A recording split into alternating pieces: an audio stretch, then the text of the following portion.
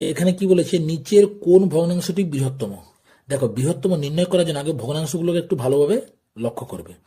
দেখো, ভগ্নাংশগুলির প্রত্যেকটার হরে 80-র গুণনীয়ক আছে। দেখো, তাহলে তোমার প্রথমে কাজ হচ্ছে যে হরগুলোকে 80 করে নেওয়া। তাহলে 7-8কে যদি 80 করা হয়, এটা কি করতে হবে না, উপর নিচে 10 দিয়ে গুণ করতে হবে। তাহলে লবকেও 10 দিয়ে গুণ করবে, হরকেও 10 দিয়ে গুণ করবে, 70/80।